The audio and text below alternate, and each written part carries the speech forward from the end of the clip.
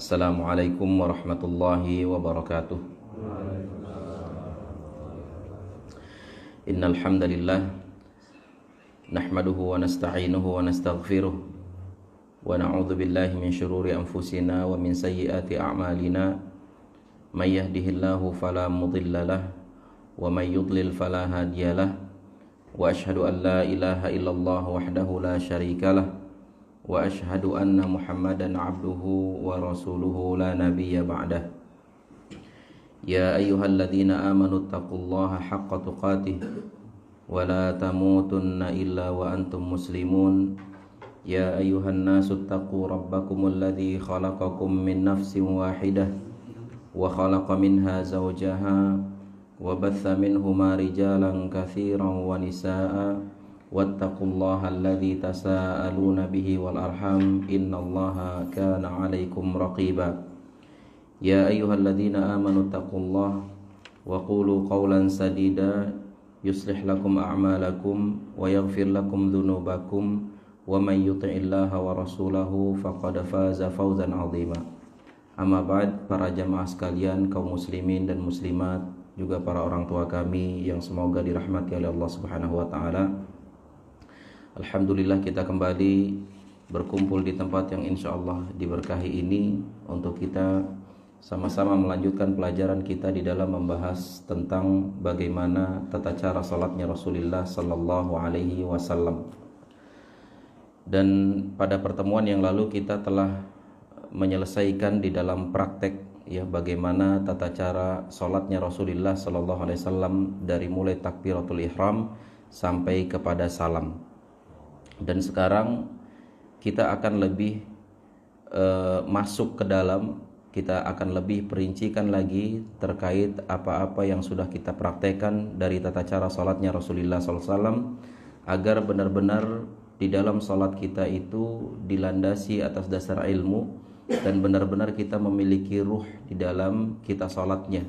Ya, jadi tidak hanya sekedar melepas kewajiban seperti itu. Ya, sehingga diharapkan ya dengan kita memahami seluk-beluk terkait dengan bagaimana tata cara salatnya Rasulullah SAW, ya diharapkan dengan begitu kita bisa lebih khusyuk dan lebih mudah untuk bisa fokus di dalam kita menjalankan salat sehari-harinya. Para jamaah sekalian rahimakumullah, di kesempatan yang berbahagia ini kita mulai saja ya pembahasan kita dari mulai pembahasan tentang rukun-rukun salat. Ya, ini penting untuk kita bahas ya, karena apa? Seseorang yang tidak tahu akan rukun-rukun salat ini khawatir dia kemudian ketika salat ada salah satu rukun yang ditinggalkan.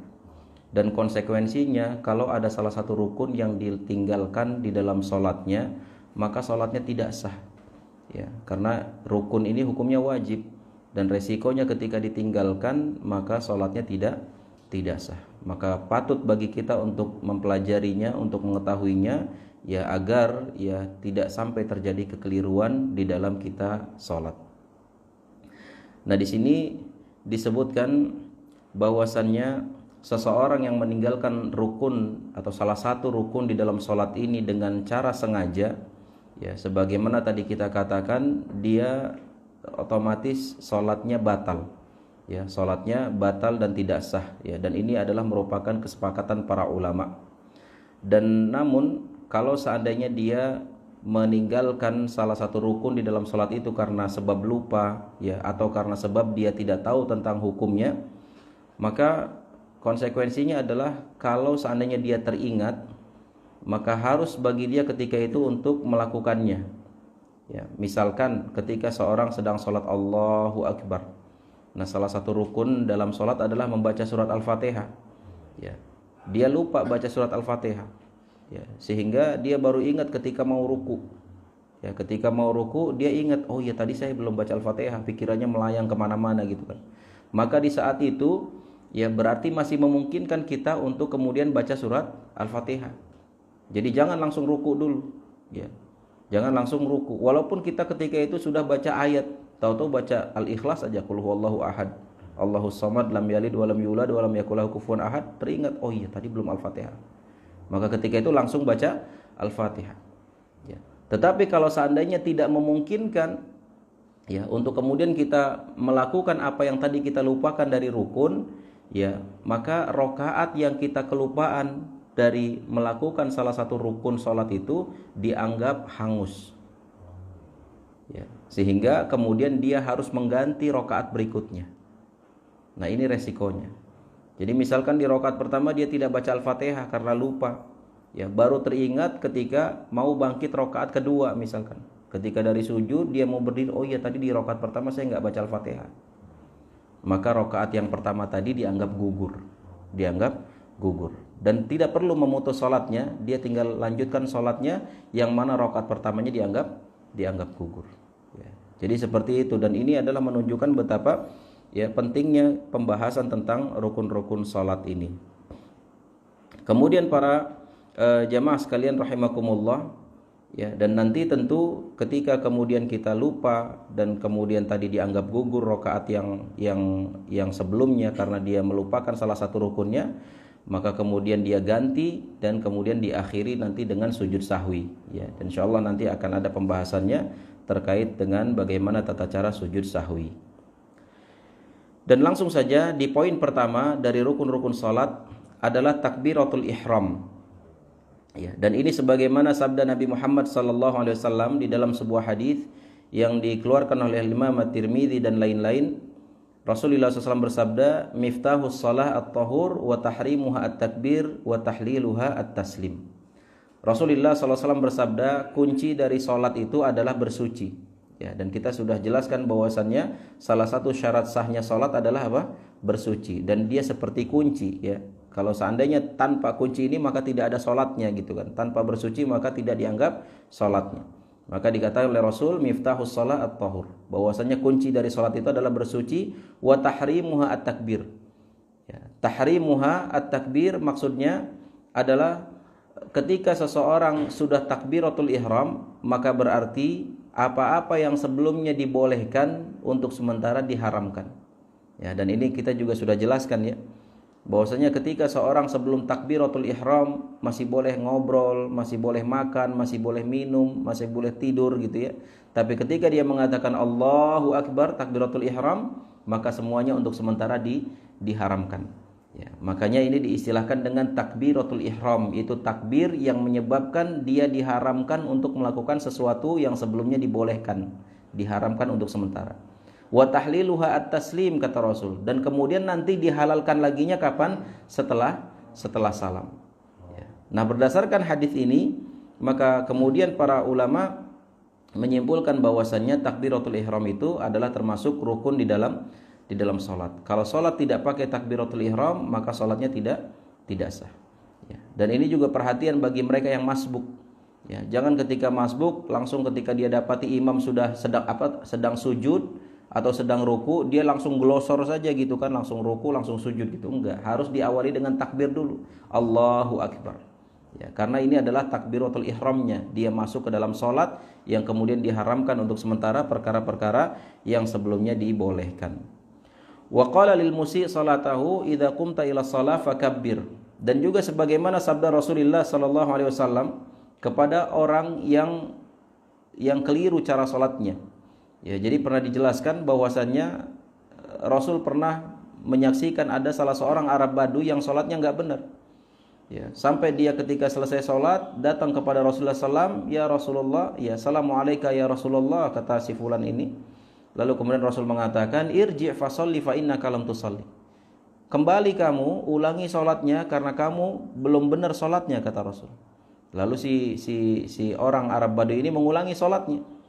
Dan setelah mengulangi salat yang kedua, dia kembali mendatangi Rasulullah SAW dan Rasul mengatakan, "Irji' fa sholli fa innaka lam tusalli." Ya, kembali kamu ulangi salatnya karena kamu belum dianggap salat. Salat kamu belum benar. Sampai 3 kali orang ini mengulang salatnya dan lagi-lagi Rasul mengatakan, "Irji' fa sholli fa innaka lam tusalli." Kembali ulangi salatnya. Maka kemudian orang ini mengatakan, "Wallahi ya Rasulullah, ya ma uhsinu shalah ghaira ma fa'altu." Demi Allah wahai Rasul, saya tidak bisa salat lebih baik dari apa yang sudah saya lakukan. maka kemudian Rasul pun mengajarkan kepada dia tentang bagaimana tata cara salat yang benar. Dan salah satu poin yang diajarkan oleh Rasul kepada orang ini, beliau mengatakan idza qumta ila shalah fakabbir. Apabila kamu berdiri hendak salat, maka bertakbirlah. Maksudnya takbiratul ihram. Ya, jadi ini adalah dalil-dalil yang berkaitan dengan wajibnya takbiratul ihram, dan ini masuk dalam dalam rukun-rukun salat. Kemudian juga sebagaimana yang sudah kita katakan, ya, bahwasanya takbiratul ihram itu kita mengucapkan Allahu Akbar dan tidak bisa diganti dengan kalimat lain. Ya, nggak bisa diganti dengan Allahul A'zam misalkan. Ya, Allah yang Maha Agung, ya. Atau apalagi pakai bahasa selain bahasa Arab, ya tentu tidak boleh, karena semasa Rasulullah SAW sepanjang hayatnya ketika beliau sholat itu, ya selalu dengan menggunakan kalimat Allahu Akbar, ya tidak bisa diganti dengan yang lainnya. Kemudian yang kedua, rukun salat yang kedua adalah al-qiyam fil fard lil qadir alaihi, yaitu berdiri tapi khusus untuk salat fardu, ya bagi yang mampu. Ya, jadi bukan cuma berdiri, ya. Salatnya harus berdiri tapi khusus untuk salat wajib, dan itu pun bagi yang mampu. Maknanya apa? Kalau sholat sunnah boleh sambil duduk walaupun dia mampu berdiri, ya. Tapi resikonya apa? Pahalanya separuh dari pahala berdiri, ya. Dan ini sering kita temukan apalagi di Arab Saudi, di Mekah, Madinah, ya, atau secara umum Arab Saudi ketika sholat tarawih, ya. Banyak di sana orang sholat tarawih sambil, atau bukan banyak lah, ada di antara mereka yang sholat tarawihnya sambil duduk terkadang, padahal masih muda, masih mampu berdiri, ya. Karena mungkin saking panjangnya ayat yang dibaca, kemudian kelelahan, dan pada asalnya boleh, ya. Baik dia sambil duduk dari awal maupun di pertengahan, ya. Pokoknya untuk sholat sunnah boleh sambil duduk walaupun dia mampu untuk berdiri. Tapi khusus untuk sholat wajib, selagi dia masih mampu berdiri, maka wajib hukumnya sholat sambil berdiri. Dan ini bagian dari rukun sholat. Kalau dia mampu berdiri tapi sholatnya sambil duduk, sholat wajib, maka sholatnya tidak sah. Sholatnya tidak sah. Ya, jadi ini harus diperhatikan. Sebagaimana Allah Subhanahu wa taala berfirman, "Wa qumu lillahi qanitin." Ya, maka berdiri tegaklah dengan penuh kekhusyuan di saat engkau salat.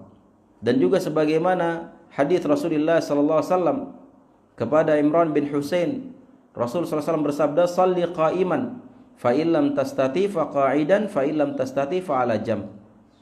Rasul bersabda, salatlah sambil berdiri, dan ini perintah, ya, shalli qa'iman.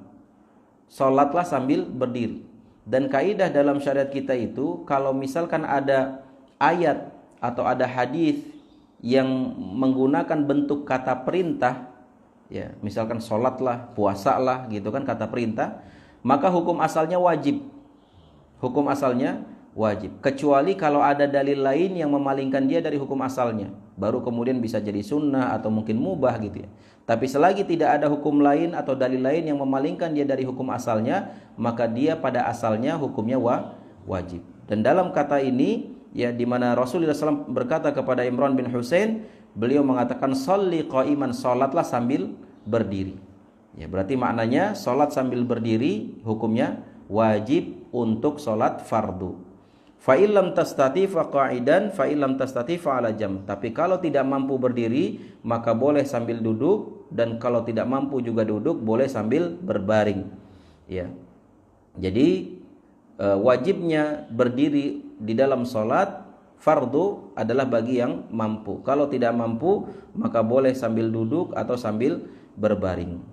Dan terkait masalah ini ada beberapa faedah yang perlu juga kita sampaikan, ya, agar benar-benar kita bisa memahami tentang poin kedua ini, yaitu ajma'al ulama ala annahu laisa lis-sahih ay yusalli fardan qa'idan idza kana munfaridan aw imaman.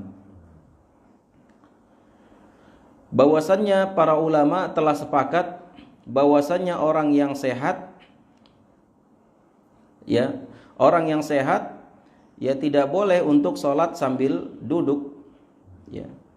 Orang yang dalam keadaan sehat, ya, maksudnya dia mampu berdiri, maka tidak boleh kemudian sambil duduk, baik itu sholatnya sendirian maupun sholatnya sebagai imam. Kama ajma'u ala annal marid yasqutu anhu al-qiyam idza lam yastati'hu. Sebagaimana orang yang sakit itu, ya, maka gugur kewajiban bagi dia untuk salat sambil berdiri. Ya, orang yang sakit, ya, yang tidak mampu berdiri, maka gugur kewajiban dia berdiri. Pada asalnya kan hukumnya wajib, tapi karena dia sakit tidak mampu berdiri, maka gugur kewajibannya sehingga pahalanya tetap sempurna. Ya, pahalanya tetap sempurna. Orang yang tidak mampu berdiri dalam sholat wajibnya, kemudian dia sholatnya duduk, maka pahalanya sama seperti pahala dia berdiri. Ya, beda dengan sholat sunnah yang dia masih mampu untuk berdiri tapi sholatnya sambil duduk, maka pahalanya separuh, ya, dari sholat berdiri. Kemudian idza kunta fi ta'iratin aw safinatin fatajib 'alaika shalah qa'imah in istata'ta fa illam tastati' falaka an tusalli jalisan hina idzin. Faqad su'ila an-nabiy sallallahu alaihi wasallam an shalah fi safina faqala salli fiha qa'iman illa an takhaful gharq. Ya, jadi ini juga terkait dengan salat di atas kendaraan. Ya, salat di atas kendaraan. Kan pada asalnya tadi kita katakan salat wajib hukumnya apa? Hukumnya wajib berdiri, ya. Salat wajib hukumnya wajib sambil berdiri. Ya. Lalu bagaimana kalau seandainya kita sholat di atas kendaraan, sholat wajib di atas kendaraan?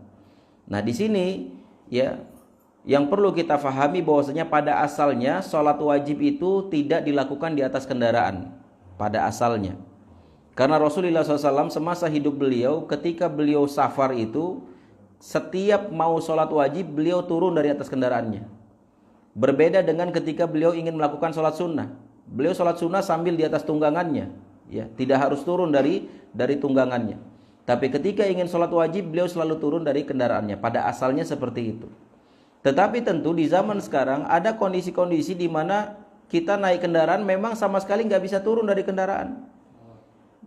Ya, sedangkan kemudian waktu sholat berlalu. Ya, apalagi yang naik pesawat, misalkan perjalanan dari sini ke Madinah misalkan 9 jam, melewati beberapa waktu sholat. Kan nggak bisa turun dulu, ya, Pak pilot berhenti dulu di rest area gitu, nggak ada rest area di sana. Ya, sehingga mau tidak mau memaksa dia harus sholat di atas kendaraan, di atas pesawat. Begitu juga yang naik apa? Yang naik kapal misalkan, baik itu kapal penyeberangan, ya, atau mungkin kapal apa? Ya, macam-macam lah gitu. Yang memang jarak tempuhnya jauh lama.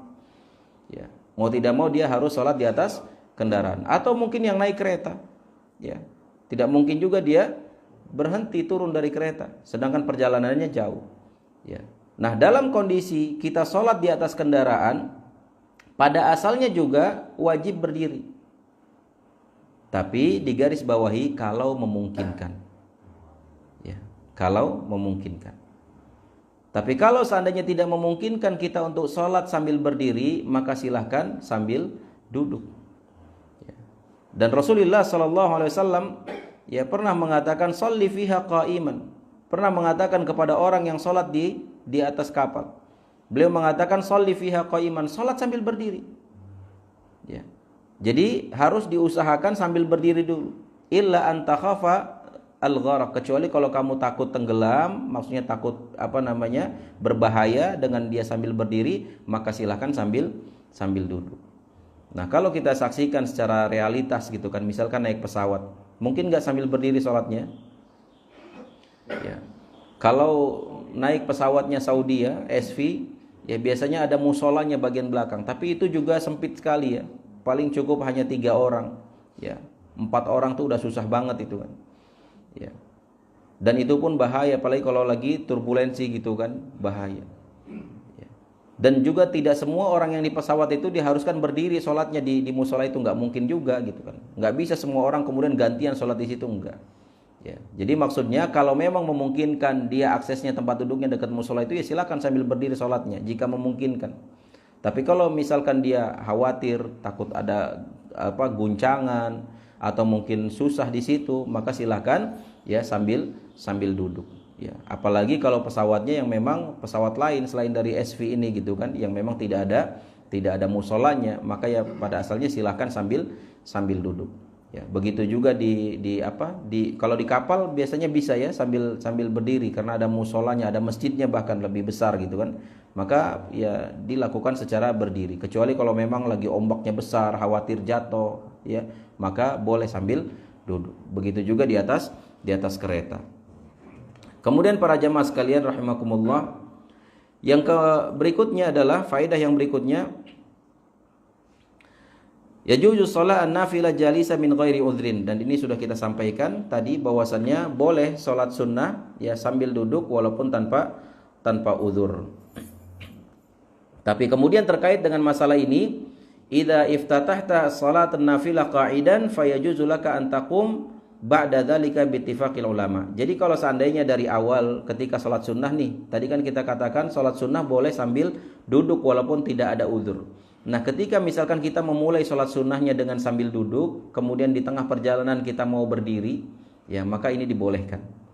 Ya, seperti misalkan sholat tarawih ya, yang bacaannya mungkin satu rakaatnya mungkin berapa halaman atau berapa lembar gitu ya. Dari awal ketika baca Al-Fatihah dia duduk gitu ya.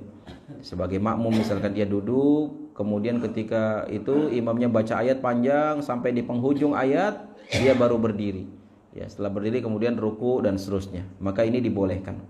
Ya, sebagaimana orang di awalnya berdiri kemudian di tengah perjalanan duduk, ini juga dibolehkan.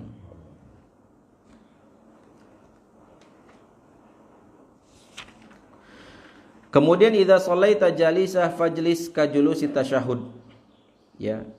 Jadi kalau seandainya kita sholatnya sambil duduk, maka pada asalnya duduknya itu duduk seperti duduk ketika tasyahud, ya, duduk iftirah, ya, ketika tasyahud awal, ya, pada asalnya seperti itu, ya. Tetapi kalau seandainya ada uzur, kaki kita sakit, ya, atau mungkin bagian-bagian tertentu sakit, kalau memang kita duduknya seperti duduk tasyahud itu susah, maka ya boleh secara umum bebas gitu ya, atau sambil pakai kursi gitu ya. Maka ini dibolehkan. Tapi pada asalnya kalau memang misalkan penyakit dia hanya sekedar lemes, dia nggak bisa berdiri, maka dia duduk masih bisa dengan posisi apapun, maka afdolnya adalah dengan posisi seperti dia sedang tasyahud, ya, yaitu duduk iftirash. Atau boleh juga ya posisi duduknya sambil tarabbu', yaitu sambil duduk bersila. Ya, ini juga dibolehkan. Tapi kalau tidak mampu, ya sudah dengan cara apapun, ya sesuai dengan kemampuan kita tentang posisi julusnya atau posisi duduknya. La yajuzu lakal julus madata rijlaika illa li'udhrin. Dan tapi perlu diperhatikan ketika sholat mau duduk itu tidak boleh sholatnya sambil selonjoran. Ya. Jadi menjulurkan kakinya itu ke arah kiblat gitu kan. Ya. Jadi kalaupun dia sholat duduk jangan sambil selonjoran kecuali uzur. Kecuali kalau memang Ustadz ini nggak bisa nekuk kakinya gitu kan, sakit kalau nekuk atau bakalan keluar darah misalkan, maka ya itu uzur, boleh silakan. Tapi kalau nggak ada uzur pada asalnya, ya duduknya itu ketika sholat tidak boleh sambil selonjoran. Ya, tapi posisi yang afdal adalah ya seperti posisi duduk tasyahud atau sambil bersila. Kemudian para jamaah sekalian rahimakumullah, berikutnya adalah qiraatul Fatihah fi kulli rakaah. Rukun yang ketiga adalah membaca surat Al-Fatihah di setiap rakaat. Ya, membaca surat Al-Fatihah di setiap rakaat ini adalah rukun yang ketiga, ya. Dan jangan sampai terlewatkan ini surat Al-Fatihah. Sebagaimana Rasulullah SAW bersabda di dalam sebuah hadis yang sahih, ya, dikeluarkan Imam Bukhari dan juga Imam Muslim dan lain-lain. Rasul mengatakan, la salata liman lam yaqra bi Fatihatil kitab. Tidak sah salatnya seseorang kalau dia tidak baca Al-Fatihah. Ya, jadi tidak sah kalau tidak baca Al-Fatihah. Makanya dia masuk dalam kategori rukun. Namun kemudian malam yastati hifdzul Fatihah, faqad qala Nabi sallallahu alaihi wasallam liman lam yastati hifdzuha, qul subhanallah walhamdulillah wala ilaha illallah Allahu akbar wala haula wala quwata illa billah. Lakin hadza liman kanat ajizah tamaman an hifdziha badama istafraga wus'aha fil hifzi aw kana a'jamiyah wa nahwu dzalik. Ya, jadi kalau seandainya, ya walaupun ini jarang terjadi tapi bisa terjadi terkhusus bagi mereka-mereka yang baru masuk Islam. Ya, kalau misalkan belum hafal surat Al-Fatihahnya, maka boleh diganti dengan membaca subhanallah walhamdulillah wala ilaha illallah wallahu akbar wala haula wala quwata illa billah. Jadi sepanjang dia berdiri cukup baca ini saja. Karena dia belum hafal surat Al-Fatihah, apalagi hafal ayatnya gitu kan. Walaupun yang ayat kan hukumnya sunnah gitu kan. Yang Al-Fatihah ini dia yang hukumnya wajib. Tapi kalau memang belum hafal maka boleh baca subhanallah walhamdulillah wala ilaha illallah wallahu akbar wala haula wala quwata illa billah. Ya, jadi ini juga apalagi bagi para muallaf yang baru masuk Islam gitu kan.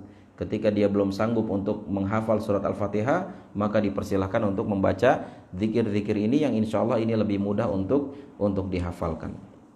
Ya, dan kemudian adapun terkait masalah Al-Fatihah, ya, apakah dibarengi dengan bacaan bismillah dan lain sebagainya, ini sudah kita jelaskan ya. Jadi tidak perlu diulang lagi. Dan juga terkait misalkan kita sebagai makmum, apakah kita juga baca Al-Fatihah atau tidak, ya, baik di sholat jahriyah maupun di sholat sirriyah, maka ini juga sudah kita jelaskan ya. Jadi insyaallah sudah bisa difahami semuanya. Sehingga kemudian kita masuk kepada rukun keempat dan kelima, yaitu ruku dan tumakninah fihi. Yaitu ruku, ya, perbuatan ruku, kemudian tumakninah di dalam rukunya. Tumakninah itu maksudnya apa? Tidak tergesa-gesa. Ya, dengan tenang dia ruku, ya. Ruku sampai kemudian tulang belulangnya ini, tulang rusuknya semua pada posisinya gitu ya. Ini dimaksud dengan tumakninah. Jadi enggak ada tuh istilah misalkan jengkelat-jengkelit kayak ayam lagi matok makanan gitu kan. Maka ini tidak tumakninah. Tumakninah ini termasuk rukun di dalam sholat. Kalau dia tergesa-gesa, apalagi ada orang sholat tarawih 23 rakaat hanya 5 menit 10 menit selesai, ini gimana? Enggak ada tumakninahnya, tidak sah sholatnya. Ya, maka di sini disebutkan ruku termasuk rukun dan sekaligus tumakninah di dalam ruku. Ya, ini juga termasuk rukunnya. Allah Subhanahu wa taala berfirman, "Ya ayyuhalladzina amanu ruk'u wasjudu." Itu Allah berfirman, "Hai orang-orang yang beriman, rukuklah kalian dan juga sujudlah kalian." Dan juga sebagaimana hadis Rasulullah SAW ya kepada orang Arab Badui tadi yang salatnya keliru. Ya, salah satu nasihat Rasul kepada dia adalah tsummarka hatta tatma'inna rakian. Kemudian ruku kamu sampai benar-benar tumakninah di dalam rukunya. Kemudian para jamaah sekalian rahimakumullah, poin ke-6 dan ke-7 dari rukun-rukun salat adalah al-i'tidal ba'da ruku' wa tumakninah fihi, yaitu i'tidal, ya, bangkit dari ruku, ya, perbuatan berdirinya ini. Ya, sami Allahu liman hamida, perbuatan berdirinya ini namanya i'tidal, dan itu adalah termasuk rukun dan termasuk tumakninah ketika berdiri. Jadi harus tegak berdiri dulu, sami Allahu liman hamida, tegak berdiri dulu. Jangan belum tegak berdiri udah langsung Allahu akbar gitu kan. Ya. Jadi diperhatikan dari poin tumakninahnya ini, karena ini sangat penting sekali.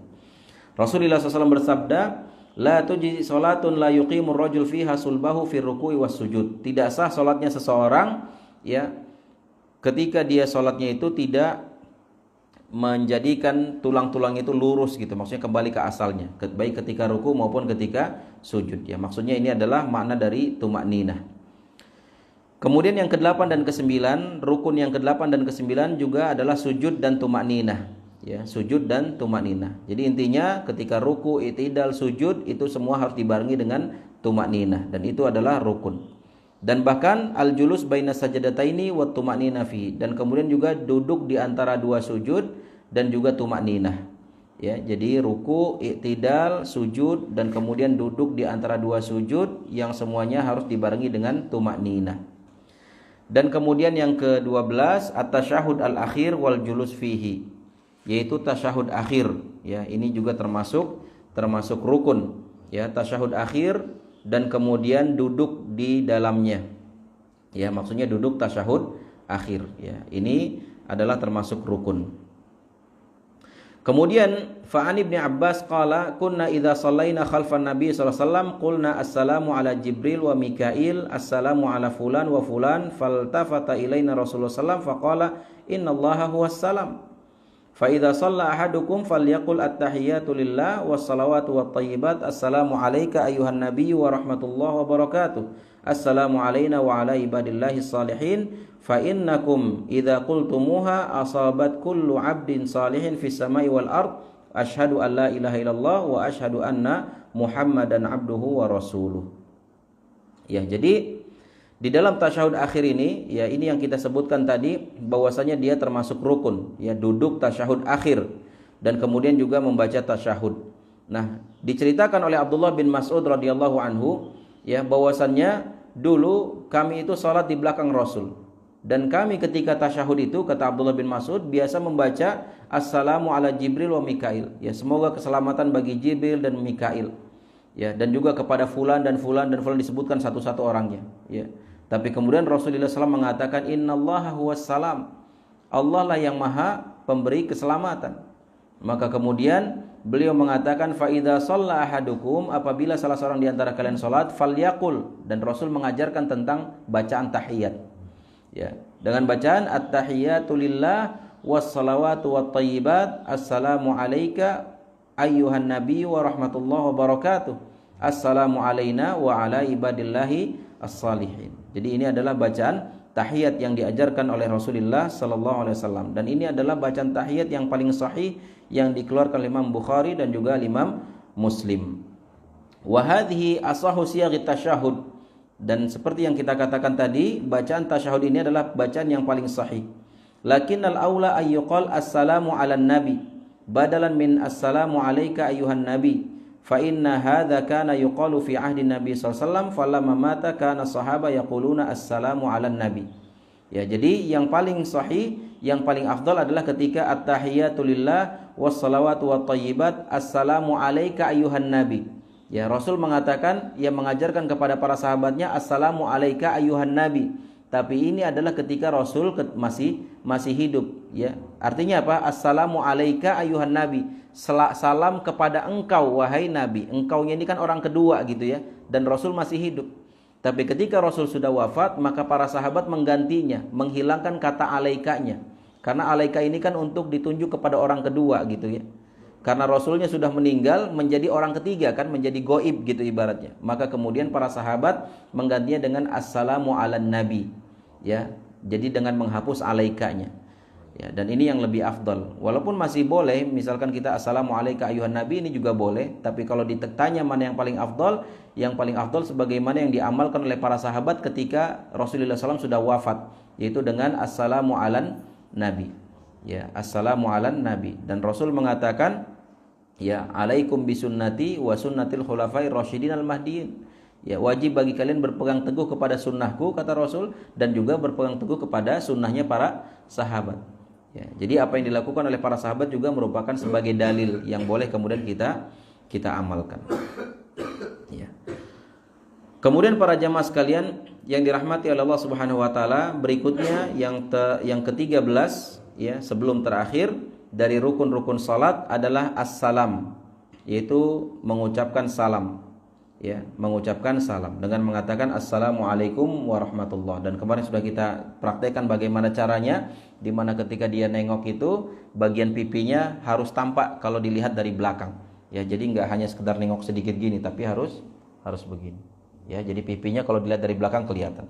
Ya, dan ini perbuatan salam ini, ya, ini adalah termasuk rukun di dalam salat. Dan di sini juga dijelaskan aqallu ma yajzi fit taslim, ya, minimal ketika kita mengucapkan salam itu boleh dengan assalamu alaikum. Assalamu alaikum. Ini minimal itu boleh. Ya, enggak boleh assalam, enggak, ini masih kurang. Ya, jadi minimalnya adalah assalamu alaikum. Akmal wa afdal alfadhu taslim, dan yang lebih sempurna dan juga lebih afdal adalah mengatakan assalamu alaikum warahmatullah. Ya, ke kanan, ya, assalamualaikum warahmatullah. Ya, assalamualaikum warahmatullah. Dan ini adalah yang paling afdal. Amma ziyadat barakatuhu fit taslim fa dhahir annaha la tathbut ala nabiy sallallahu alaihi wasallam. Adapun dengan penambahan wa barakatuh, ini tidak dilakukan oleh Rasul. Ya, makanya dikatakan yang paling afdal ketika salam dalam salat adalah assalamualaikum warahmatullah. Assalamualaikum warahmatullah. Tidak ditambah dengan wa barakatuh. Ya, enggak dikatakan assalamualaikum warahmatullahi wabarakatuh, assalamualaikum warahmatullahi wabarakatuh. Kata wa barakatuhnya ya tidak disebutkan oleh Rasulullah SAW ketika beliau salam. Maksudnya salam dalam sholat ya. Ya, beda nanti kalau salam di luar sholat. Kalau salam di luar sholat afdal dengan wa barakatuhnya. Ya, tapi kalau dalam salat maksimalnya adalah sampai assalamualaikum warahmatullah. Nah, kemudian rukun yang ke-14 dan ini adalah yang terakhir, yaitu tartibul arkan as-sabiqah, yaitu tertib. Tertib itu maksudnya apa? Berurutan.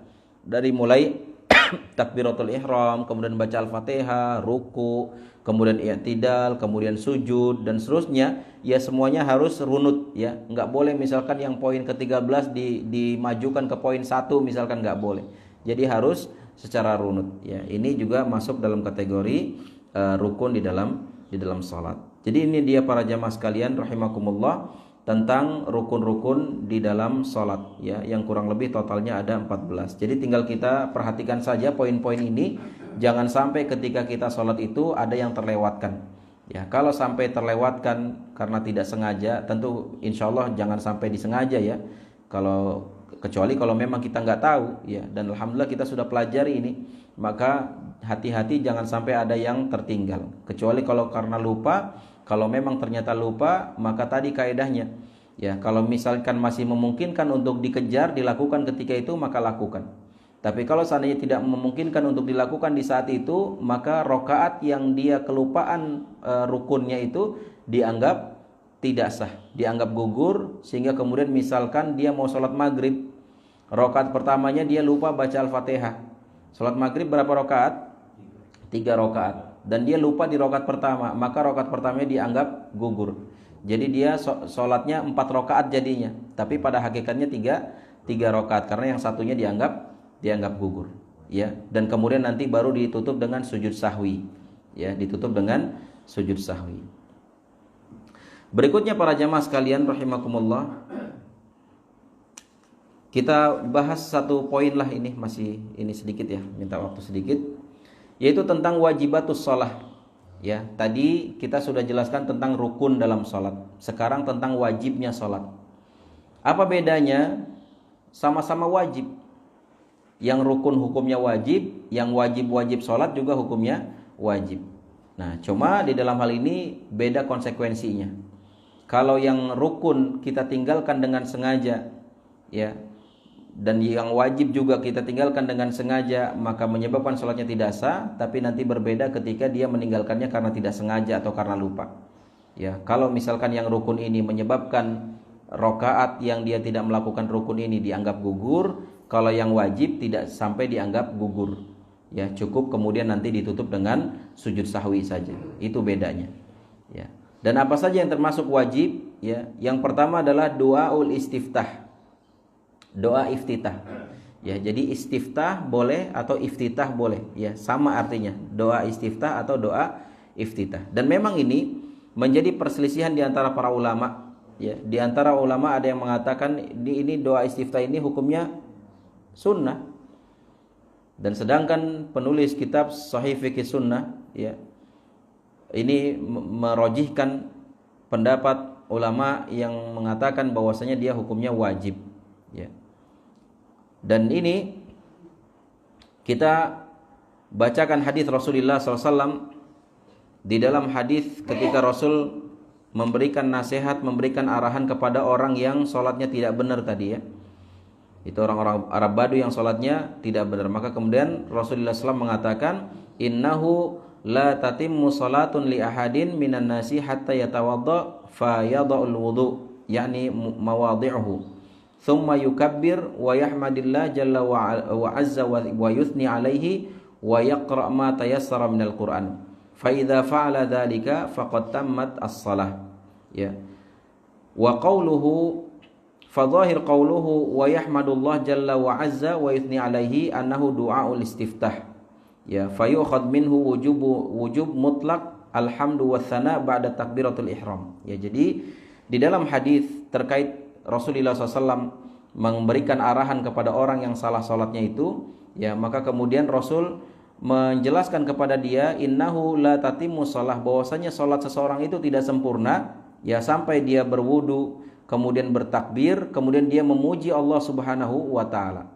Dan kata memuji Allah Subhanahu wa taala ini disimpulkan oleh para ulama maksudnya adalah doa iftitah, ya, yang di dalamnya isinya adalah pujian-pujian Allah atau kepada Allah Subhanahu wa taala.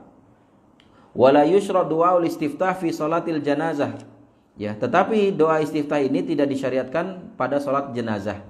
Ya, makanya ketika salat jenazah ada 4 kali takbir misalkan, maka takbir yang pertama langsung baca Al-Fatihah. Tidak ada diawali dengan doa iftitah atau doa istiftah.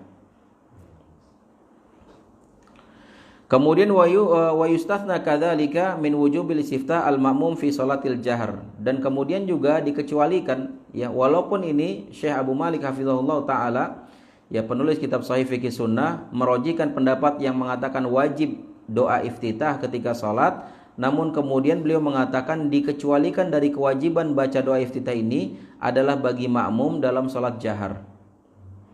Ya, jadi ketika salat jahar maghrib, isya, subuh, kita sebagai makmum maka dikecualikan, tidak menjadi wajib hukum membaca doa iftitah ya. Wal aslu fi du'ail istiftah ayyusarru lianna Nabiy sallallahu alaihi wasallam lam yajhar bihi fa inna ma yajuzu lil imam ay yajhar bihi ahyanan li yu'allimahun nas ya. Dan pada asalnya doa iftitah ini ya dibaca dengan sir ya, karena Rasulullah SAW tidak pernah menjaharkannya. Namun kemudian beliau mengatakan boleh sekali-sekali untuk dijaharkan, tapi dalam rangka apa? Dalam rangka untuk mengajarkan yang lain. Ya, ya dalam rangka untuk mengajarkan boleh gitu ya. Seperti misalkan zikir setelah sholat, ya pada asalnya dibaca sir, ya tapi sirnya di sini tetap ada suara kedengaran ya. Karena dalam hadisnya itu adalah sebagian sahabat mengetahui bahwasannya Rasul dan para sahabat sudah selesai sholat itu ketika terdengar gemuruh zikirnya gitu kan. Jadi ada suara gemuruhnya, tapi bukan keras-keras seperti yang dilakukan oleh sebagian saudara-saudara kita. Ya. Dan kemudian boleh juga misalkan dikeraskan tapi dalam rangka untuk mengajarkan yang lain. Ya, tapi tentu nggak seumur-umur begitu gitu kan, dengan alasan untuk ngajarin. Ya kalau ngajarin seperti yang misalkan kita lakukan ketika misalkan salam, kemudian kita baca istighfar agak keras supaya orang tahu, ini setelah salam kita baca istighfar 3 kali. Kemudian kita baca alhamdulillah, alhamdulillah dan seterusnya gitu ya. Maka ini dalam dalam rangka untuk mengajarkan orang-orang. Dan kemudian juga Rasulullah SAW telah mengajarkan kepada kita, memberikan contoh kepada kita tentang beberapa versi bacaan doa istiftah. Ya, beberapa versi yang ini juga sudah kita singgung kemarin. Yang paling sahih adalah ya, yaitu bacaan doa istiftah Allahumma ba'id baini wa baina khotoyaya. Ya. Yang ini dikeluarkan oleh Imam Al-Bukhari dan juga Imam Muslim dan lain-lain. Ya, ini adalah bacaan yang paling sahih. Kemudian boleh juga membaca subhanakallahumma wa bihamdika ya wa tabarakasmuka wa ta'ala jadduk wa la ilaha ghairuk. Dan ini adalah bacaan doa istiftah yang paling pendek. Dan kemudian boleh juga ya, bagi yang kemarin tuh saya singgung ya, kan ada juga boleh baca Allahu akbar kabira walhamdulillahi katsira wa subhanallahi bukrata wa asila, sampai titik ini boleh. Ya. Tapi kalau seandainya dilanjutin maka tidak perlu, karena itu sudah beda lagi bacaan ya, udah versinya beda lagi. Jadi walaupun banyak versi doa iftitah, yang dianjurkan hanya membaca satu saja dalam satu sholat gitu ya. Enggak boleh dikumpulin semua versi itu dibaca sekaligus dalam satu sholat, enggak. Ya, makanya kemarin kita katakan yang memang selama ini menghafalnya ya Allahu akbar kabira walhamdulillahi katsira wa subhanallahi bukrata wa asila, maka sampai titik itu saja. Atau yang kemarin yang hafalnya wajjahtu wajhiya ya, atau inni wajjahtu wajhiya lilladzi fatara samawati wal arda hanifan muslima wa ma ana minal musyrikin inna salati wa nusuki wa mahyaya wa mamati lillahi rabbil alamin la syarika lahu wa bidzalika umirtu wa ana minal muslimin. Ya, selama ini sampai di sini kan kita kan, padahal kalau kita mau baca dengan bacaan doa istiftah yang ini maka ada lanjutannya. Ya, ada lanjutannya, yaitu setelah mengatakan wa bidzalika umirtu wa ana minal muslimin. Lanjutannya Allahumma antal malik la ilaha illa anta rabbi wa ana abduka zalamtu nafsi wa i'taraftu bi dzambi faghfirli dzunubi jami'an innahu la yaghfiru dzunuba illa anta wahdini li ahsanil akhlaq la yahdi li ahsaniha illa anta wasrif anni sayyi'aha la yasrifu an sayyi'aha illa anta labbaika wa sa'daika wal khairu kullahu fi yadik wasyarru laka laisa ilaika wa ana bika wa ilaika tabarakta wa ta'alaita astaghfiruka wa atubu ilaik. Panjang kan? Ayo. Jadi yang udah terlanjur menghafal separuh dari ini tanggung jawab nih, harus menghafal lanjutannya. Aduh Ustaz nyerah deh, baca yang pendek aja. Ya udah silahkan. Ya, baca yang subhanakallahumma bihamdika wa tabarakasmuka wa ta'ala jadduk wa la ilaha ghairuk sampai di situ. Ya, pendek. Ya, jadi seperti itu. Ya. Dan itu sahih ya, bacaan wajah tu wajhiya ya sahih, tapi sampai akhir titik tadi, sampai wa atubu ilaik tadi. Ya, panjang. Dan itu adalah hadis yang dikeluarkan oleh Imam Muslim, dan ini adalah hadis dari sahabat Ali bin Abi Thalib radhiyallahu anhu ya. Jadi ini dia para jamaah sekalian rahimakumullah ya, tentang poin dari wajib-wajibnya salat ya, yaitu dua iftitah, terlepas dari khilaf para ulama di sini, ada yang mengatakan sunnah, ada yang mengatakan hukumnya wajib. Tapi ya paling tidak apapun itu maka tetap kita membacanya di saat mengawali salat kita ya. Allahu a'lam bishawab. Insyaallah nanti akan kita lanjutkan ke poin 2, 3 dan seterusnya terkait wajib-wajibnya salat ya. Jadi harap bersabar ya, kita mengikuti pelajaran ini dengan perlahan-lahan, dengan penuh seksama ya, sehingga kemudian kita benar-benar bisa diberikan pemahaman yang baik oleh Allah Subhanahu wa taala, sehingga baik pula kita di dalam mengamalkannya. Allahu a'lam bishawab. Silahkan kalau ada pertanyaan. Fadhal. Silakan, Pak. Waalaikumsalam. Jadi kan kalau misalnya tadi yang ada kalau yang rukun sholat itu kan kalau misalnya kita lupaan, kalau misalnya kita diulang tidak ulang, buat rakaatnya kan itu. Kalau misalnya kondisi kita sebagai imam, maksudnya itu ada makmum di belakang gitu. Jadi kita kelupaan sampai kita udah rukun gitu. Jadi kan harus, berarti kan kita harus mengulang satu rakaat lagi. Iya. Makmumnya gimana? Ya harus ngikut. Nah, ini pentingnya kita memahami tata cara sholat baik bagi imam maupun bagi makmum. Ya kalau nggak paham repot. Ya. Ini pentingnya al-ilmu qabla al-qauli wal amal. Ya. Harus kita berilmu dulu sebelum berkata dan beramal. Karena Rasulullah SAW bersabda, "Innama ju'ilal imam liyutamma bihi." Imam dijadikan untuk diikuti.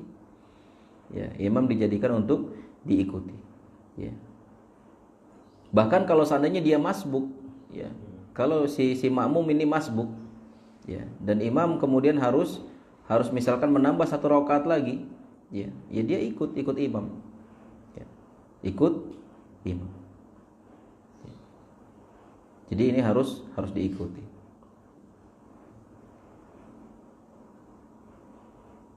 Ya kira-kira seperti itu. Apalagi yang harus saya jelaskan? Kalau misalnya kondisi kita lupanya itu, misalnya contohnya kan Al-Fatihah tadi. Iya. Kondisinya lupanya itu udah selesai sholat gitu.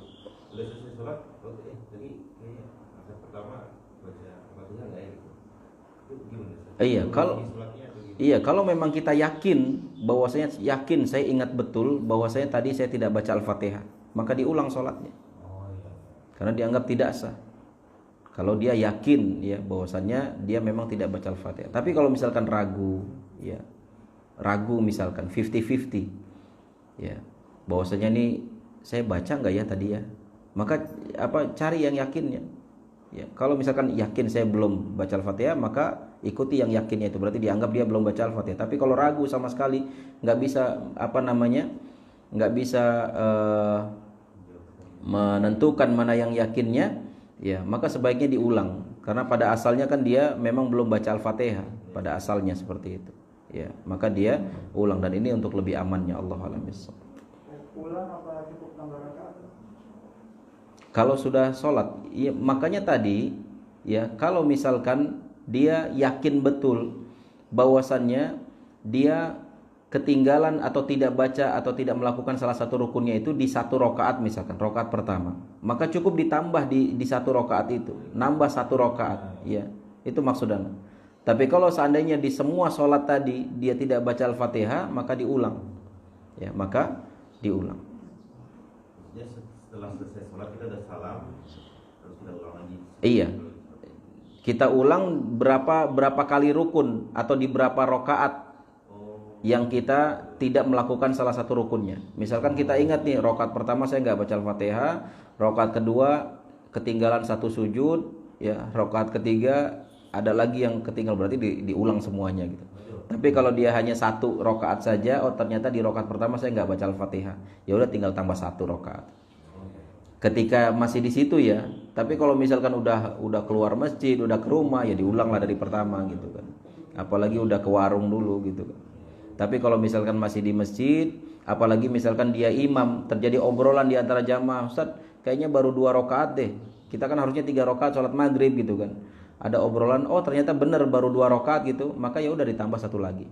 Ya. Berarti kan itu dia tidak melakukan rukun di rakaat satunya itu yang belum dia lakukan gitu kan. Maka ditambah 1 lagi. Dan ini pernah terjadi sama Rasulullah SAW. Ya, sholatnya seharusnya 4 rakaat, 2 rakaat salam. Terjadi obrolan sama Rasul dan para sahabat ketika itu. Udah ngobrol, ya. Tapi kemudian karena sudah jelas yakin bahwasanya memang kurang rakaatnya, ya, maka kemudian Rasul langsung berdiri lagi, diikuti oleh para sahabatnya menambah 2 rakaat. Ya, jadi seperti itu. Allahu a'lam bishawab. Silakan Pak. Kalau untuk kasus seperti itu kan, misalnya ada jemaah yang sudah jalan keluar gitu, orang dipanggil-panggil apa? Gimana? Ya, kalau memungkinkan panggil. Tapi kalau nggak memungkinkan ya sudah. Ya. Insya Allah mudah-mudahan dimaklumi lah gitu kan. Karena ini kan kesalahan imam kan. Kesalahan imam. Jadi imam yang diharuskan untuk mengulangnya. Walaupun ya memang makmumnya juga harus mengikuti. Tapi kalau seandainya sudah keluar mau gimana lagi? Kalau memang masih bisa dijangkau, masih bisa dipanggil ya dipanggil. Tapi kalau misalkan udah keluar, udah kemana ya nggak perlu juga gitu. Di SMS, di WA, di telepon suruh balik lagi. Ya, tapi insya Allah lah yang gini-gini mudah-mudahan nggak sampai kejadian lah gitu. Ya, ini ya mungkin sholatnya nggak khusyuk kali gitu, mikir kemana-mana, masih galau. Allahu a'lam. Ada lagi yang lain? Masya Allah. Sweet dulu. Tentang masuk. Iya. Kalau makmum masuk pas ruku imam, apakah doa kita itu selanjutnya setelah sujud itu langsung makmum itu baca iftitah? Iya, doa iftitah nggak perlu lagi dibaca. Ketika dia misalkan imam sudah dalam keadaan ruku ya, jangankan doa iftitah, baca surat Al-Fatihahnya saja nggak masalah, nggak dibaca. Ya, dan dia tetap dianggap dapat rakaat itu. Ya, walaupun ada hadis mengatakan la salata liman lam yaqra bi Fatihatil Kitab, tidak sah salatnya seorang kalau nggak baca Al-Fatihah. Tapi dalam kasus ketika dia masbuk, ini ada dalil penghususannya. Apabila man adraka rakaah adraka shalah, siapa yang dapat 1 rakaat atau 1 ruku, maka dia dapat salatnya. Jadi misalkan dia dapat imam lagi ruku, Allahu Akbar, dan dia masuk tuh ikut ruku juga bersama imam, maka dia dapat 1 rakaat itu sama imam. Ya. Tapi nggak baca Al-Fatihah, nggak apa-apa, karena memang itu dibenarkan oleh Rasulullah SAW. Sebagaimana yang pernah dilakukan oleh sahabat Abu Bakar. Ya, Abu Bakar radhiyallahu an, ya beliau sempat masbuk terlambat. Ketika Rasul sedang ruku, Abu Bakar lari-lari dari belakang, lari-lari supaya pengen dapat rukunya bersama Rasul gitu. Nah, sampai kemudian lari-lari ikut masuk ruku bersama Rasul, dan selesai sholat Rasul nanya siapa tadi yang lari-lari? Abu Bakar. Tapi kalau Rasul mengatakan jangan diulangi ya, maksudnya jangan diulangi adalah lari-larinya ini. Apa yang kamu dapatkan silakan ya, apa yang kurang ya sudah ditambah gitu. Karena dengan lari-lari gitu kan jadi ngos-ngosan, jadi nggak bisa khusyuk nanti sholatnya gitu kan. Jadi nggak masalah walaupun ketinggalan rakaatnya, nggak masalah lah. Walaupun harus nambah 1 rakaat lagi nggak masalah. Yang penting jangan sampai ngos-ngosan kan gitu. Nah, jadi seperti itu. Dan kemudian tapi Rasul menganggap bahwasanya ya membenarkan bahwasanya dia dapat rakaat itu gitu kan. Walaupun tidak baca Al-Fatihah kan begitu. Kan konsekuensinya nggak baca Al-Fatihah langsung ikut ruku gitu kan. Ya jadi seperti itu. Allahu a'lam bishawab. Yang tentang doa iftitah itu kan salah satu wajib itu ya. Iya. Di ruku di rakaat Iya. selanjutnya itu tetap nggak usah. Enggak, dia wajib hanya di rakaat pertama, namanya juga doa iftitah. Iftitah kan artinya doa pembuka. Jadi setelah takbiratul ihram di rakaat pertama itu, maka kemudian kita baca doa iftitah, baru kemudian Al-Fatihah. Dan itu khusus untuk di rakaat pertama saja. Rakaat kedua, ketiga dan seterusnya tidak ada doa iftitah lagi. Allahu a'lam. Silakan Pak. Waalaikumsalam. Lanjutkan tentang masbuk Ustaz. Jika kita masbuk, ada beberapa orang jamaah imam udah terakhir salam yang paling baik kita ikutan masuk atau nanti nunggu nolak yang orang itu, atau kita bikin jamaah baru sampai selesai imam yang itu selesai sholat. Iya. Ya Allahu a'lam bishawab, yang saya fahami sebaiknya dia ikut sama imam yang pertama. Ya, karena walau bagaimanapun di suatu masjid itu imam yang pertama itu lebih afdal daripada imam-imam berikutnya. Jamaah pertama maksudnya, jamaah yang pertama itu lebih afdal daripada jamaah kedua, ketiga, keempat dan seterusnya. Ya, sehingga di dalam hal ini apalagi imam ya masih ada waktu, misalkan walaupun dia masih duduk tasyahud, sedang duduk tasyahud atau sedang sujud terakhirnya, maka kita langsung aja ikut gabung sama imam itu, ikut jamaah di situ. Enggak perlu kemudian kita ya menunggu sampai salam kemudian kita bikin jamaah baru. Ya. Jadi lebih afdal seperti itu yang saya pahami, Allahu a'lam bishawab.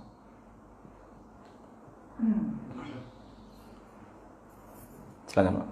Kalau di beberapa literatur itu pernah dibaca sahabat itu takbiratul ihram, ketika telat takbiratul ihram baru berjalan menuju shaf, itu bisa diterapkan atau gimana? Iya, bisa seperti itu. Karena dia berharap pengen dapat bersama imam gitu kan. Jadi nggak ketinggalan terlalu jauh gitu kan. Jadi ketika masuk masjid langsung takbiratul ihram kemudian sambil berjalan. Atau misalkan takbiratul ihram langsung kemudian ikut ruku gitu kan. Ikut ruku bukan di dalam shaf. Ya karena khawatir ketinggalan rukunya. Karena kalau udah ketinggalan ruku kan nggak dapat rakaat itu. Jadi ruku, kemudian setelah dia ruku sama imam, ketika i'tidal dia kemudian ikut bergerak maju masuk ke dalam shaf gitu. Nah makanya ini diingatkan gitu kan, bahwasanya jangan diulangi karena memang ya khawatir nanti membuat sholat tidak khusyuk gitu. Tapi ya idealnya ya tentu kita nggak usah terburu-buru juga. Kalaupun kita ketinggalan ya nanti ditambahin lagi gitu kan. Jadi dengan tenang kita masuk ke dalam shaf, apa yang kita dapati dari imam maka itu yang kita ikuti gitu. Imam lagi sujud ya udah kita ikut bareng sujud. Ya, walaupun konsekuensinya misalkan wah harus nambah rakaat lagi nih ya nggak masalah, salah sendiri kenapa masbuk kan begitu. Ya. Jadi hal ini ya dilakukan kalau memang ya dalam kondisi darurat lah gitu ibaratnya. Jangan masbuk terus begitu terus gitu, mentang-mentang nih Abu Bakar begitu gitu kan. Ya, jadi jangan seperti itu juga gitu. Allahu a'lam. Untuk sholat sunnah kan bisa di atas kendaraan kan? Iya. Ini bisa dirutinkan kan? Misalnya kalau kita aktivitas selalu naik kendaraan umum gitu, Iya. tapi kita sholat duhanya di atas terus saja. Iya boleh. Iya malahan itu kebiasaan Rasulullah SAW. Iya, maksudnya Rasul ketika safar selalu sholat sunnah, ya selalu melakukan sholat sunnah, tapi tidak turun dari kendaraannya, di atas kendaraan. Dan sholat sunnahnya kan bebas apa saja. Ya bahkan sholat sunnah mutlak juga nggak masalah gitu. Yang penting judulnya sholat sunnah. Ya, jadi nggak apa-apa. Ya, cuma jangan sambil naik motor, sambil nyetir motor gimana sholat? Iya. Tapi kalau naik angkutan umum tuh faedahnya tuh naik angkutan umum tuh bisa. Tapi ya kalau naik trans sambil berdiri juga susah ya, padat gitu ya. Pas lagi lapang gitu ya, nggak terlalu banyak penumpangnya bisa tuh kita. Ya, dan itu sunnah, insyaallah. Boleh tuh dibiasakan tuh kayak gitu. Sholat sunnah di atas kendaraan. Nanti ada yang rekam lagi jadi viral. Oh zaman hari ini kan apa-apa diviralin. Iya, silakan. Tentang sunnah, kalau kita ketinggalan masbuk sholat subuh, Ya. sunnahnya belum dilakukan, itu bisa. Iya, bisa dilakuin setelah sholat subuh. Bisa istilahnya diqodok ya istilahnya. Jadi tapi ini diperuntukkan bagi yang memang terbiasa selama ini dia selalu sholat sunnah qobliyah subuh. Dengan meyakini ya berdasarkan hadis Rasulullah SAW bahwasanya rakaat al-fajri khairum minad dunya wa ma fiha. Salat sunnah qobliyah subuh yang 2 rakaat itu lebih baik daripada dunia dan segala isinya. Dia biasa itu udah rutin. Nah, suatu ketika ya mungkin dia terlambat, mungkin kebelet di toilet gitu kan. Akhirnya kemudian dia nggak dapet tuh salat sunnah qobliyahnya, tahu-tahu udah komat aja gitu. Maka dalam kondisi seperti ini boleh nanti setelah salat subuhnya dia ganti itu salat sunnah 2 rakaat qobliyahnya. Ya ini dibolehkan. Tapi jangan kemudian selama ini nggak pernah salat qobliyah, Mentang-mentang ada ustadz di masjid, dia salat sunnah qobliyah mengganti yang di awal, ya kodok dari ini. Ya ini enggak ini. Ya ini bagi yang memang sudah terbiasa dan memang rutin melakukan itu. Dan suatu ketika dia berhalangan, maka boleh insyaallah di qadha. Ya, jangankan itu, bahkan sholat malam, ya sholat witir, ya bahkan Rasulullah SAW juga pernah mengqadhanya di siang hari gitu kan, ketika beliau kemudian tidak sempat melakukannya di malam hari. Ya cuma bedanya kalau malam dibikin ganjil jumlah rakaatnya, ketika mau mengqadha di siang hari maka dengan digenapkan ya jumlah rakaat. Allahu a'lam bishawab. Lagi? Yang mengulangi rukun dan wajib itu membedakan itu hukumnya apa namanya, konsekuensinya tak? Iya. Kalau rukun ketinggalan dia mengulangi, kalau yang wajib itu gimana kan? Ya kalau yang wajib dia nanti cukup sujud sahwi. Rukun Yang wajib. Ketinggalan rukun sujud sahwi juga enggak? Iya, sujud sahwi juga. Tapi konsekuensinya bisa batal kalau dia kalau dia meninggalkannya walaupun karena lupa. Ya. Makanya dia harus diganti kan, dianggap batal tuh rakaat itu gitu kan. Sehingga kemudian dia harus menambah rakaatnya. Gitu. Kalau memang dia nggak sempat untuk ngejarnya lagi. Kalau sempat ngejarnya lagi kejar. Ya, tapi kalau nggak sempat ngejar berarti rakaat itu dianggap gugur. Tambah lagi rakaatnya. Ini untuk yang rukun. Kalau untuk wajib tidak perlu kemudian harus mengganti rakaatnya. Ya, jadi kaidahnya kalau memang masih bisa dikejar, kejar walaupun yang wajib. Tapi kalau nggak bisa dikejar lagi ya sudah, nanti sujud sahwi saja. Dan rakaat itu yang dia kemudian lupa melakukan wajibnya dianggap tetap sah. Faham insyaallah ya. Tapi nanti diakhiri sama-sama sujud sahwi. Ya. Ketika kita kemudian menambah rakaatnya karena meninggalkan salah satu rukun tadi, diakhiri dengan sujud sahwi. Dan juga yang wajib ketika kita ada kelupaan, ya dia juga nanti sujud sahwi tanpa harus kemudian mengganti rakaat itu. Paham ya? Silakan. Terkait niat ini masuknya kemana ya? Niat apa nih? Sholat. Masuknya ke ini syarat sahnya sholat. Ya, masuk ke syarat sahnya sholat. Itu kalau prakteknya tadi itu berarti tahiyat sholat yang 2 tahiyat awalnya itu kalau terlupakan berarti itu wajib berarti tidak perlu diulang. Gimana? Yang sholat yang 2 tahiyat dua tahiyat. Iya 2 tahiyat. Tahiyat awalnya kalau terlupakan itu masuknya wajib sholat. Masuknya wajib sholat ya. Berarti nggak usah diulang rakaatnya. Nggak usah diulang rakaatnya, cukup nanti sujud sahwi. Beda kalau kalau tasyahud akhir. Ya, kalau tasyahud akhir maka dia harus diulang. Kalau memang kelupaan, harus nambah rakaatnya dan kemudian sujud sahwi. Tapi kalau tasyahud awal ini masuk dalam wajib sholat, yang dia cukup sujud sahwi saja kalau memang tidak mungkin atau tidak mungkin untuk dikejar lagi gitu. Kalau misalkan masih bisa dikejar ya udah lakukan gitu. Tapi kalau nggak mungkin terkejar lagi, maka kemudian cukup dia sujud sahwi. Kalau udah iya itu dia maksud kita. Kalau misalnya udah terlanjur berdiri, seharusnya dia tasyahud awal nih. Seharusnya tasyahud awal. Tapi dia lupa. Dia langsung berdiri. Ketika dia berdiri, dia ingat, oh iya belum tasyahud akhir. Langsung duduk. Berarti kan masih bisa dikejar tuh. Ya. Tapi kalau seandainya pas dia berdiri dia udah baca Al-Fatihah. Ya. Nah, ini udah enggak bisa ngejar lagi ke situ, enggak bisa balik lagi karena dia udah baca Al-Fatihah. Ya. Maka sudah, lanjut aja. Lanjut ke rakaat berikutnya dan nanti ditutup dengan sujud sahwi. Ya. Dan rakaat itunya tetap dianggap sah. Paham ya? Ukuran tumakninah itu seberapa ya? Kadang kita sering dalam pergerakan itu sudah mulai membaca ya. Itu gimana ya? Iya, tumakninah itu intinya dia nggak tergesa-gesa lah, bahasa sederhana kita tuh, nggak tergesa-gesa. Ya, jadi jangan kayak ayam lagi matokin beras gitu kan, tok tok tok, cengkelit gitu kan. Itu tumakninah tenang gitu. Ya, bacaannya tidak terburu-buru, ya nggak terlalu lambat juga gitu kan. Jangan dianggap bahwasanya tumakninah itu harus lelet lambat, enggak. Ya, paling tidak nih istilahnya sendi-sendi kita tuh benar-benar pada posisinya gitu kan. Jadi ketika ruku ya benar-benar posisi seperti itu gitu. Jangan belum sampai begini udah bangkit lagi gitu kan. Ini enggak tumakninah.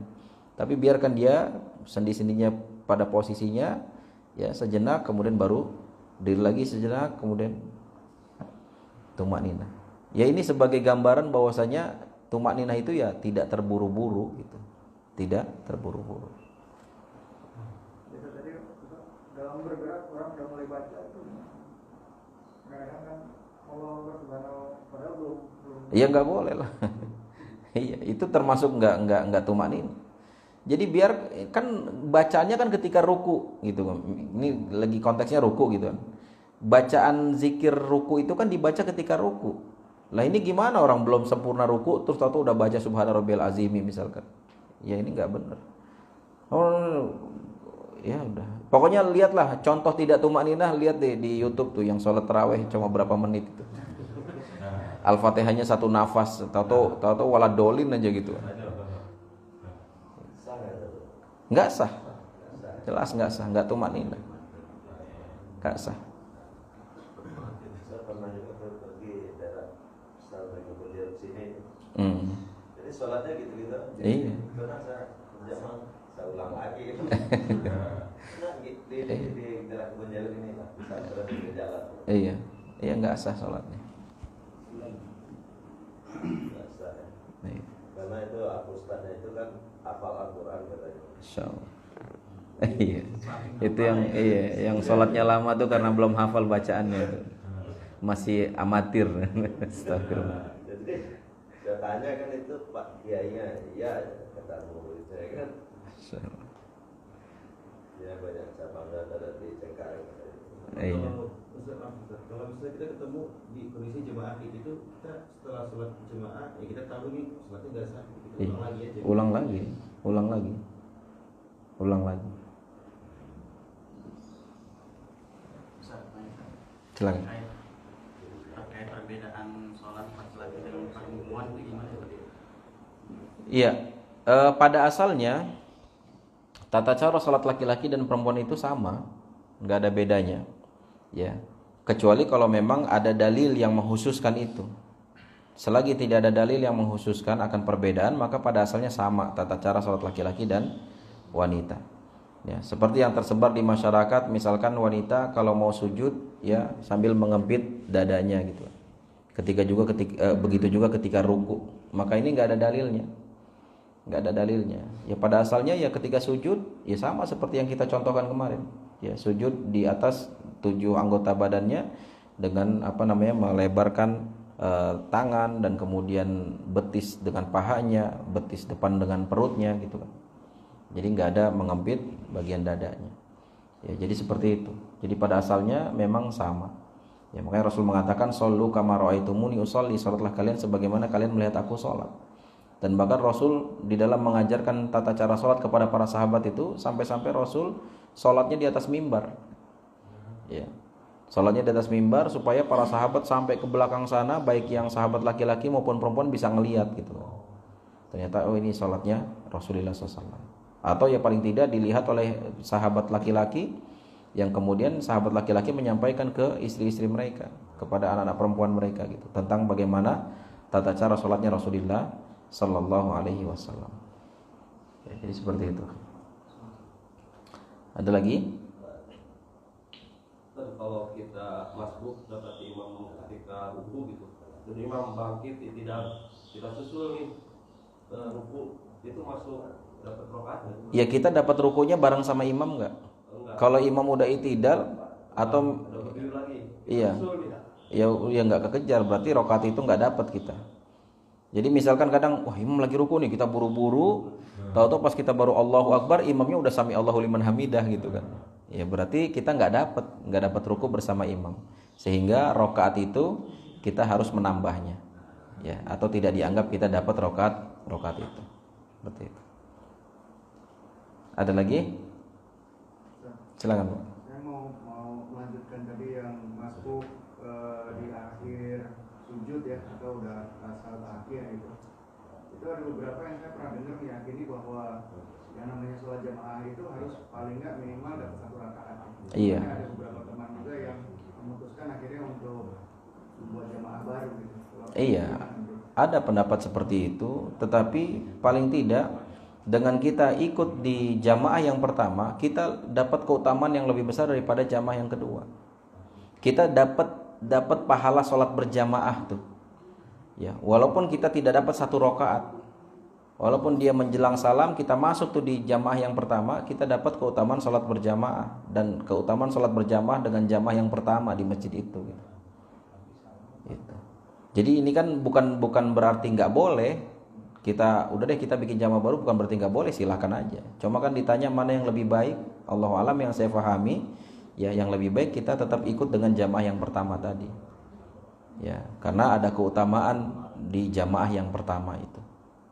Ya, maksudnya keutamanya lebih besar daripada jamaah kedua, ketiga dan seterusnya. Jadi seperti itu, Pak. Allahu a'lam bishawab. Ada lagi?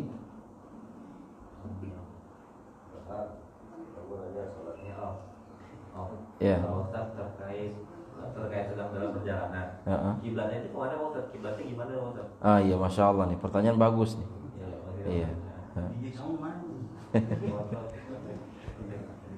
Iya. Ada sebagian ulama mengatakan bahwasanya tetap harus menghadap ke kiblat. Ya, karena memang menghadap kiblat menjadi syarat sahnya sholat gitu kan. Ya. Tetapi kemudian ya seperti Syekh Abu Malik hafizahullah, beliau merojih pendapat yang mengatakan tidak perlu menghadap kiblat. Ya, karena kita dalam keadaan safar, maksudnya di atas kendaraan. Ya, di atas kendaraan. Karena pada asalnya ya sudah, namanya di atas kendaraan, kita memang sudah dapat uzur, maka boleh kita menghadap kemanapun. Ya, menghadap kemanapun, mengikuti arah kendaraan itu. Ya.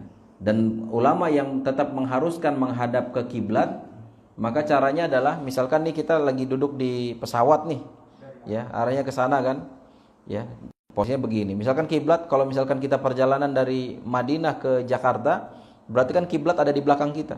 Ya, jadi caranya dengan mutar gini, Allahu Akbar. Ketika takbiratul ihram menghadap ke kiblat. Terus nanti selanjutnya ya udah posisi mau menghadap kemanapun nggak masalah. Ya, jadi pas takbiratul ihram saja. Misalkan sebelah sana kiblatnya, Allahu Akbar. Tapi kemudian dikatakan oleh para ulama yang lain seperti Syekh Abu Malik hafizahullah taala bahwasanya enggak perlu, ya sudah sesuai dengan posisi kita aja. Ya. Jadi posisi duduk kita ke sana, kiblatnya di belakangnya, sudah langsung saja Allahu Akbar. Ya seperti itu. Allahu a'lam. Kalau seandainya di pegunungan Ustaz, kan itu seandainya enggak ada matahari, kalau ada matahari kan ada petunjuk ya. Iya. Itu gimana menentukan kiblatnya? Seandainya enggak ada alat juga gitu umpamanya kan. Iya, di dalam hal ini kita ikhtiar dulu pertama. Ikhtiar dalam artian kita berusaha cari tahu nih. Ya, mungkin ada orang lewat nanya gitu, orang situnya gitu kan. Tapi kalau memang yang nggak ada di puncak gitu kan, dan memang penuh awan, kita nggak ngeliat sama sekali, kita udah ikhtiar nih kemana nih kira-kira nih kan. Ya sudah, kita kemanapun arah ya yang kita anggap, kita yakini bahwasanya itu arah kiblat. Walaupun nanti kenyataannya keliru nggak masalah. Dan ini pernah terjadi di zaman sahabat dulu, ya. Bahwasanya ada beberapa orang sahabat ketika di malam hari mereka nggak bisa menentukan arah kiblat kemana. Ya, karena mungkin gelap, mungkin sedang tertutup awan. Ya, kalau zaman dulu kan ngelihatnya dari bintang atau bulan kali gitu kan, ada ilmunya untuk menentukan arah kiblat kemana. Tapi karena gelap dan kemudian nggak ada bintang mungkin, akhirnya kemudian mereka sholat ke arah masing-masing yang mereka yakini. Ya, dan mereka kemudian janjian nih, kita sholat ke arah manapun yang kita yakini nanti dikasih tanda. Ya, pas keesokan harinya ternyata semuanya menghadap ke selain kiblat. Ya, nggak ada yang benar kiblatnya. Tapi kemudian Rasul membenarkan itu, dalam artian tidak menyuruh sahabat atau menganggap bahwasanya sholatnya nggak sah, enggak. Ya. Jadi itu seperti itu, dan ini masuk dalam kategori uzur lah, seperti itu. Ada juga tuh ada orang lupa kiblat gitu kan. Terus harus ngulang apa gimana, mutar gitu ya? Enggak harus ngulang. Ya. Misalkan nih, ini pernah kejadian nih beberapa hari yang lalu di Masjid Al Jihad. Antum di sana nggak waktu itu? Jadi ada orang datang sholat karena kita ngadain kajian, tempat kajiannya tuh di sini, mejanya, arah kiblat ke sini. Jadi pas orang datang, ya kan orang biasanya kajian tuh di sini ya, yang di depan kiblat. Jadi orang langsung sholat madhabnya ke sini, madhab ke meja kajian gitu kan. Akhirnya kemudian kita ingetin. Nah kalau dalam kondisi seperti itu, nggak usah dibatalin, langsung saja muter ke arah yang benar gitu. Nggak perlu, oh iya salah ya, akhirnya ngulang lagi, nggak perlu, langsung saja posisinya diputar. Ya jadi seperti itu. Kalau mengulang hukum dalam sholat itu memberhentikan itu dengan kalimat. Iya, pada asalnya ketika sholat itu haram hukumnya kita memutus sholat kita kecuali ada keperluan darurat. Ya, nggak boleh kita semena-mena membatalkan sholat kecuali kalau memang ada kondisi darurat yang mengharuskan kita batal. Contoh apa? Kebelet. Ya, kebelet nih. Kita lagi sholat, ya Allah kebelet banget nih, kayaknya ditahan nggak bisa nih. Gitu. Ya udah silakan batalkan. Ya, silakan batalkan. Adapun kalau ada keperluan-keperluan yang lain yang tidak darurat ya maka pada asalnya nggak boleh kita membatalkan sholatnya. Ya, jadi seperti itu. Hah? Gempa? Iya, gempa batalin sholat. Batalkan sholatnya. Terkadang kita kan kesannya wah ini dia saking ininya gitu kan. Enggak dibatalin. Ada juga gitu kan. Iya. Masa dalam sholat kabur ada yang begitu. Iya, nggak bisa begitu. Nggak bisa gitu. Ini kan sama kayak orang lagi sholat misalkan gatel gitu kan. Terus ditahan nggak digaruk. Ya digaruk lah, gatel digaruk. Ya. Apalagi ini gempa atau kebakaran atau ada apa gitu kan. Ya nggak apa-apa, lanjutin sholatnya, nanti kan walaupun keruntuhan juga mati syahid misalkan lagi sholat husnul khotimah. Ya nggak begitu juga. Kita masih ada kesempatan untuk lari gitu kan. Dan itu kan kita ngambil sebab gitu kan untuk menyelamatkan diri walaupun memang ajal di tangan Allah. Seperti itu. Gimana? Iya, termasuk ada maling juga. Iyalah, ada maling juga batalin. Misalkan ada yang makmum nih di belakang, pas lagi sholat ngeliat nih ada maling situ kelihatan. Iya, batalin lari. Iya, kejar. Jangan dibiarin aja kalau lagi sholat. Iya. Tapi saya pernah tuh, misalnya lagi sholat, jadi hilang motor kan, tapi yang pertama tuh oke lah, yang keduanya kan dia sistemnya di sini saya masih ingat tuh. Jadi kalau hidup barang itu pasti maling motor. Jadi yang kedua itu motor saya hilang itu kan barang itu, nah ini maling motor itu. Tapi sholatnya lanjut. Ini saya yakin itu benar. Insyaallah. Dia barang kan yang satu boncengan kan, yang pas kali di start gitu, kalau dari atas itu kan dimatiin. Iya. Pas mau jalan itu keduanya saya curiga gitu tuh. Iya. Karena sholat maghrib gitu. Masya Allah. Itu berarti saking khusyuknya. Ya sama, ini seperti yang dilakukan oleh sahabat Rasulullah SAW. Yang ketika itu beliau diperintahkan untuk menjaga perbatasan kan. Di saat malam hari dia pakai untuk sholat malam, musuh mengintai, ya dipanah, ya dipanah, satu kali panah nancep di perutnya, dia tetap lanjutin sholatnya. Panah kedua nancep lagi, dia lanjutin sholatnya. Panah ketiga, aduh kayaknya sakit juga nih gitu. Dia langsung tumbang gitu kan. Ya, ini saking khusyuknya gitu kan. Kalau kita kan nggak perlu dipanah dulu gitu kan. Dicolek aja udah hilang khusyuknya gitu. Ya jadi pada asalnya seperti itu ya. Boleh dibatalkan dalam kondisi-kondisi darurat ya. Seperti itu. Allahu a'lam bishawab. Ada lagi? Silakan. Terkait sholat misalnya kalau misalnya lagi saya pernah lagi ruku tuh saya batuk-batuk tuh nggak kebaca waktu itu gimana kan apa Ustaz? Enggak apa-apa. Bacaan ruku iya, bacaan ruku sunnah insyaallah bacaan ruku. Sunnah. Iya. Jadi iya apalagi sambil batuk-batuk. Oh gitu kan. Batuk Paji. Ada di wadah subhanallahil azim gitu. Iya, ya sudah diselesain dulu batuknya baru zikir. Sholat kamu itu gimana kan ketiduran katanya sama bagus. Oh iya, Ustaz, kalau ketiduran itu gimana tuh Ustaz? Iya, tidurnya nyenyak enggak? Enggak tahu. Kalau tidurnya nyenyak batal. Batal wudunya juga. Kalau dijamak itu gimana Ustaz sholatnya Ustaz? Dijambak. Dijamak. Oh, dijamak. Saya ketiduran gitu katanya. Tapi dia sudah sholat asar, pohonnya ketiduran gitu. Iya. Oh. Ada dari orang saya kan. Oh gitu. Ya udah langsung diganti. Ya bukan dijamak, ya tapi diganti gitu, istilahnya di badal. Iya. Udah boleh Om Aing. Jadi ketika bangunnya jam berapa? Kan kelewat nih zuhurnya. Lupa. Bangunnya misalkan pas waktu asar misalkan. Ya, ya, ya. Ya udah sholat zuhur dulu baru asar. Oh, Dia oh ingatnya iya, setelah sholat sholat asar berjamaah di masjid baru ingat. Saya sholat asar dulu Pak Ustaz. Oh ya udah nggak apa-apa. Nggak apa-apa. Nggak apa-apa. Berarti Alhamdulillah. pokoknya pada zuhur aja ya. Iya. Ya, ya. Alhamdulillah. Selesai masalahnya. Udah selesai masalahnya. Happy lagi ya. Pak Noman ada mau nanya masalah tentang anaknya gitu. Udah. Dah, masih ada? Masih ada ya? Iya, cukup ya. Mudah-mudahan apa yang disampaikan bisa bermanfaat. Jangan lupa diamalkan ya. Barakallahu fikum. Kita tutup dengan doa kafaratul majlis. Subhanakallahumma wa bihamdika asyhadu an la ilaha illa anta astaghfiruka wa atubu ilaik. Assalamualaikum warahmatullahi wabarakatuh. Waalaikumsalam warahmatullahi wabarakatuh.